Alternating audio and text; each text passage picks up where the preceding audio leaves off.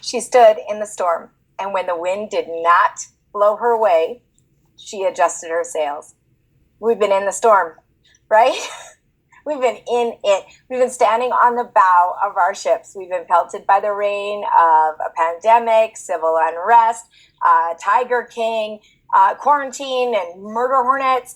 Picture yourself at that ship's wheel in the very beginning here, feeling completely helpless, feeling powerless. Can you relate to that? Maybe you weren't sure what was going to happen next. Maybe you weren't sure if you should even open those sails. Maybe you were like, hey, I'm out of here, and I'll just jump off the ship. Maybe that's what was happening. No matter what you were doing during that time, though, you still were captaining your ship. You were still doing it. And whether you meant to stay on that ship and captain your own ship and captain those sails, or whether you meant to jump off, it doesn't matter. What it means to adjust the sails is to experience those massive storms and figure out how you're going to go forward.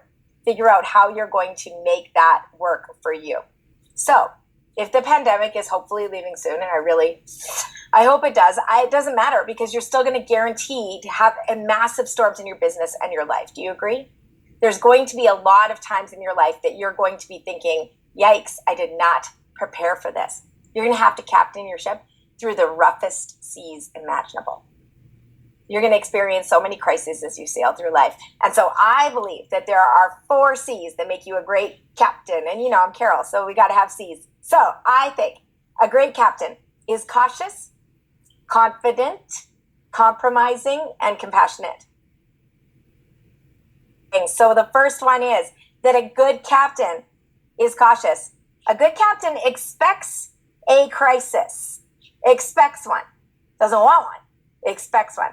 A good captain stocks the ship with life jackets and lifeboats, has a plan for when things don't work out. NSD Sandy Campbell said that we would either always be in a crisis, leaving a crisis, or about to have a crisis. So when a storm comes, first of all, as a captain knows it might come, ask yourself if you did everything you could to prepare for this storm, even if you didn't know this particular one was coming. You couldn't have prepared for that. But you could have prepared some ways. Did you build a strong team in advance? Did you have a great customer base? Did you see all the faces you could see when you could see them? Did you embrace personal growth through your life and business pre-crisis so that you could use those lessons to get you through all of this? Did you build a strong customer base by doing parties? Did you learn social media skills when you were asked to at seminar or by your director in other classes? Did you have a plan? I encourage you to think about that. Write down 5 regrets that you had, that you wish you had done in advance of COVID, so that you can pivot again when another crisis happens. I know a lot of my team said, I wish I had done better when it was nice, like when we didn't have to worry about crises. Yeah, because we prepare for a crisis. We prepare for that.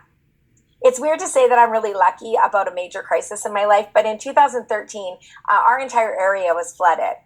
And I was a newish director, was finishing my Court of Sales ring, was $5,000 away on June 19th.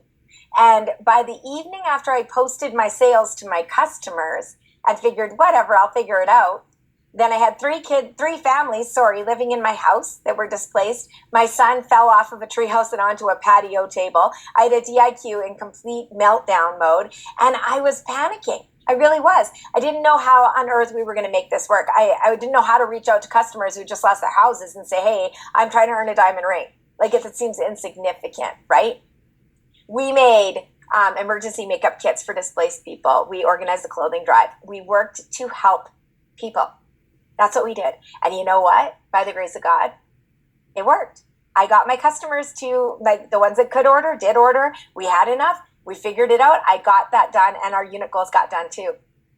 But people who are focused on a crisis mode can't focus on buying a mascara. So I was a little bit stressed about it. But you know what? Most of my many loyal customers that I have now came from that time period. So ask yourself, what have I learned during this crisis that I can apply to the next one? A good captain stocks the ship with life jackets and lifeboats. They don't want to use them. They know a storm will come. Caution means that you prepare. You acknowledge that crises do happen, and you create something to get you through it. A good captain prepares their ship to withstand all kinds of weather. They trust in the ship. They go down with the ship too. It's true. But a great captain believes that a ship will float no matter what.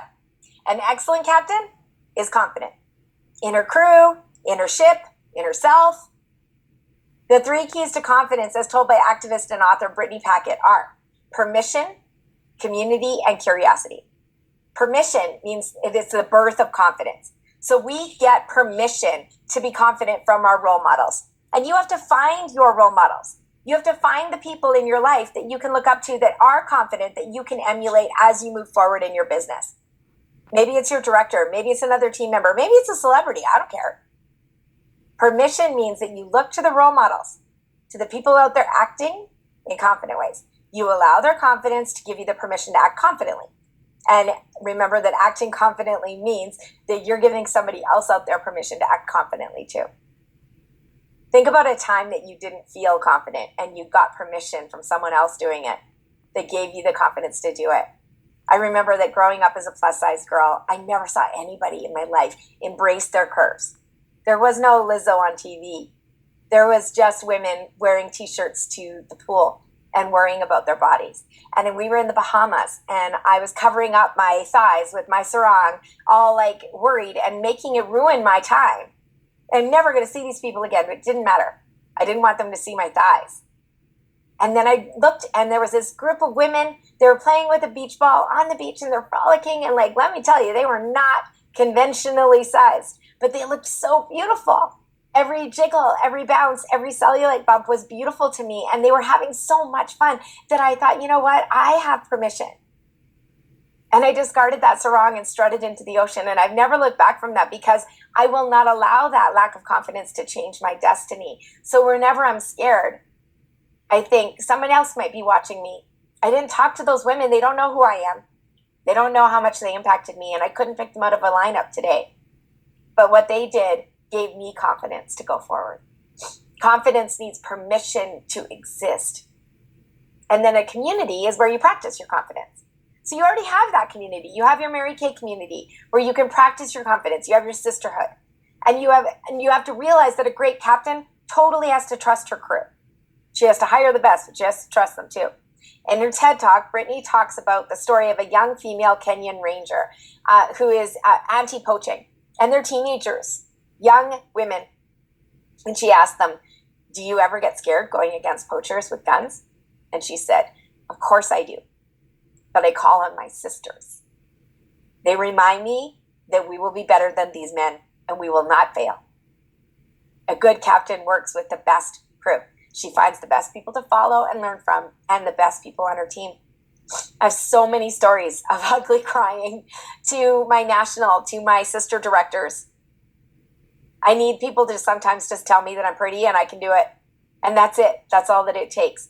In my community, we build each other up in purpose and in confidence. And you're doing that too every single day.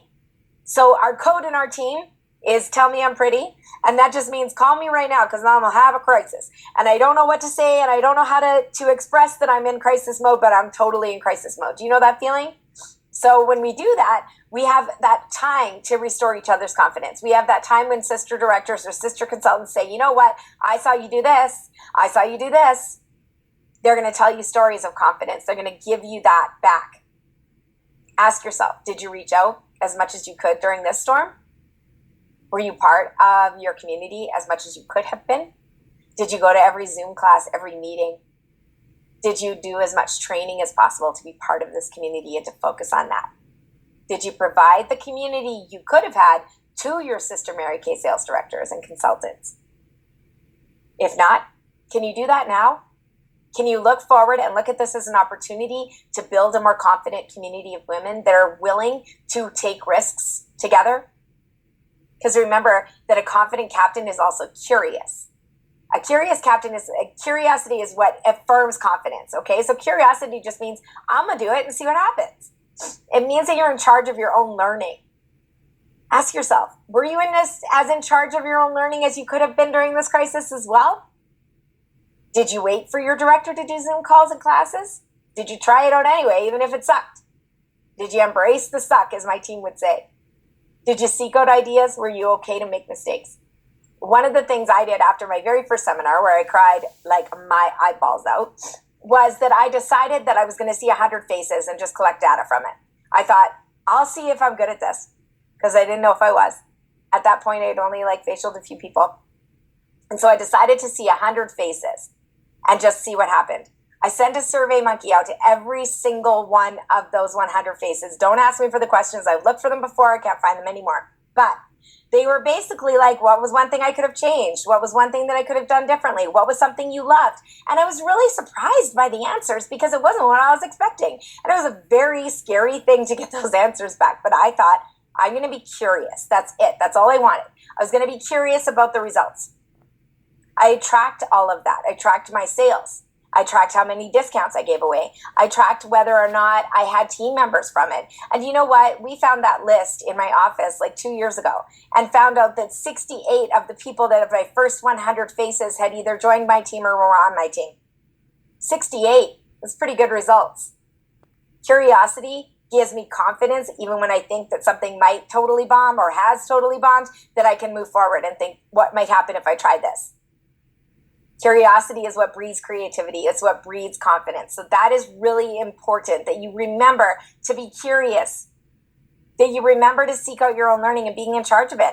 There's a reason adoptees do better in this business statistically than consultants do. It's because they don't have their directors near them to hold their hands or do debut parties. They have to figure it out.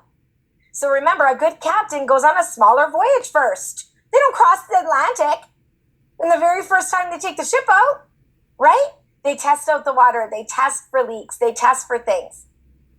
And then they know that they have curiosity to see what might happen if they take it on a bigger voyage, and they go with the expectation of success. That's what's important. Confident captains trust in their crew and community. They're curious. They're open to making mistakes they can learn from, and they give themselves permission to try. A confident captain, though, who cannot compromise or change, who's not a great captain, being able to compromise or change to a situation or to chaos is an essential skill to sailing your ship.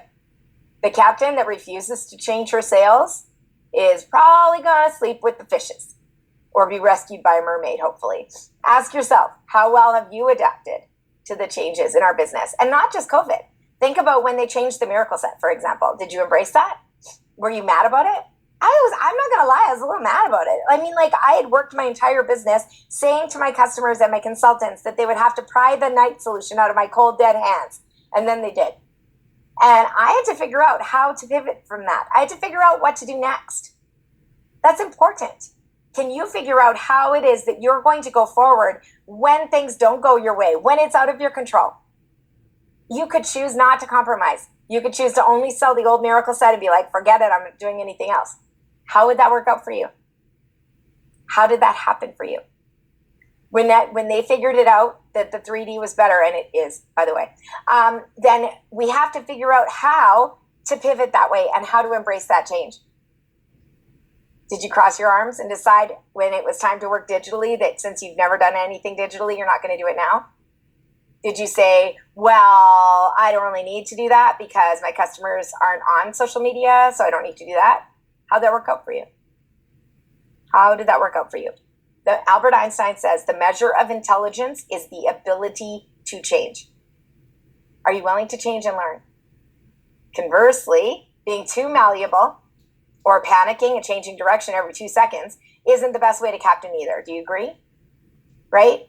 I did see a lot of people jump in and pivot 1,000 different directions when this all happened, and it didn't really work out great for them. So remember that when you are malleable and you're willing to compromise a little bit, you're going to have major things happen. As a military brat and a Transport Canada brat, so that meant that we moved 27 times before I even graduated. And we changed schools a lot. I learned to be a chameleon. Every school is a new experience. I remember vividly changing from grade 7, where I loved hair metal and Bon Jovi and cried when he married Dorothy, and then moved to another town where they didn't know who Bon Jovi was and they only liked New Kids on the Block. I'd never heard of them. So I had a choice to make. I can stand firm and decide I don't want to learn about anything new, or I could just be malleable. And you know what? I ended up loving them, right? I'm loving Bon Jovi still too. Don't worry. It shows my age, right? But Mary Kay Ash always used to quote Thomas Jefferson, who said, in matters of principle, stand like a rock, and in matters of taste, swim with the current. Compromising means that you look at the change around you and you decide how you want to adapt. Remember, the chameleon doesn't change everything. They only change the skin color. They don't grow more legs, right? They're just changing a little bit. It means having a careful but confident approach to transformation. My team is called the Transformers because the Transformer robots don't change from a robot to a car to a bus to a plane, whatever. They only change from one thing to another. And the core of them is the same. The core of them is the same. And that's the thing. When you change but you don't compromise your values, the core of you stays the same. Are you willing to pivot? Remember that small changes on the ship's wheel can equal big changes in the world. And big changes in your world, specifically. Being compromising means being a captain who can change and adapt. And last, a good captain is compassionate. They're compassionate to others for sure, but they're compassionate to themselves as well. A great captain approaches situations with empathy and compassion. They understand that their emotional well-being is just as important as the emotional well-being of others. And that's really important. This is a crisis we just went through. This is not something where you just lack self-discipline and you have to go and do it anyway. This was a huge crisis for a lot of people. Having empathy through a crisis means that your goals and plans are not of more importance than the mental health and the health of those around you. But it also doesn't mean that they're not important at all. Because remember, the best way to increase your self-esteem and self-worth and your mental health is by achieving a goal or going after something. Fair? So think about it like that. During the floods, I reached out to my customers to see how I could help them. And that yielded me better results than asking them to buy a mascara. That didn't mean that they didn't buy a mascara, because lots of them did. Remember, the reason our business is recession-proof is because we can go and buy a lipstick and feel better. Women like a little retail therapy. So if you approach that with humor, compassion, confidence, then you're going to equal the sale. And a customer for life, because this isn't about just getting a customer once. This is about getting a customer forever. Did you decide during this that you wouldn't bug anyone because they don't have any money? Do you know that you did that and then you sent a message to them that they're not important to you unless you can buy stuff? A lot of us were homeschooling. A lot of us were working full-time from home. A lot of us were working full-time and their part-time gig and homeschooling, or being mom to little kids, or having two parents at home at the same time and never having had that before. Ask yourself, what did your director do to make you feel important at this time? Did she push her goals on you? Or did she ask you what you wanted? Did she respond to your situations with empathy? If she didn't, do you want to act that way with your customers and your team members? When someone tells you that they don't have time or money, or they don't have the inclination to wash their face, do you just argue with them? Or do you ask them questions to help them? Because empathy means that you're doing that. Remember that this business can be a passion project, for sure. And I like to work, you guys. I really like to work. I know that this can be all-encompassing. And I know that I like to work from sun up to sundown some days. I have ADHD. Sometimes I like to hyper-focus. And I know that that means that nobody wants to be around me. Eek. A good captain rests. A good captain works when she can and rests when she can. A good captain works on her own mental health too. I have a little phrase in my bathroom that says, even hummingbirds sit still sometimes. And I have to remind myself of that. I do love what I do. I really do love what I do. But I love it so much that it can feel like an all-day, everyday kind of job. And because you're at home right now, then you're feeling like you have to be working all the time sometimes. That's not the way Mary Kay Ash set this business up. This business is designed to work with your life. Faith first, family second, career third. I was balancing online learning while running a full-time business too. Luckily, I had experience with that because I homeschooled my kids for 3 years. We earned a Cadillac. We earned 2 top director trips. And you know how I got through that properly and without losing my mind? Structure, stability, not multitasking, being a great captain to whatever I was doing, all in. Just being all in every situation. Not all in all the situations all at the same time. Learning to clock out. Learning to take a lunch break. Learning to take a breakfast break. Learning to eat well. Learning to work out. When you are being at home and you're working all the time, realize that concentrated efforts can have more impact than crazy, chaotic movements. Think of the ship's wheel. If you're just moving it like this all the time, guess what happens? You're just going everywhere and nowhere at the same time. A little concentrated effort can change your trajectory. A great captain adjusts her sails, expects success, but plans for a crisis, trusts her crew, is confident at the wheel, and takes care of herself. As you move forward the seminar year, remember to build your crew, cultivate your confidence, transform yourself, and proceed with cautious wisdom. Louise May Alcott said, I am not afraid of storms because I'm learning to steer my own ship.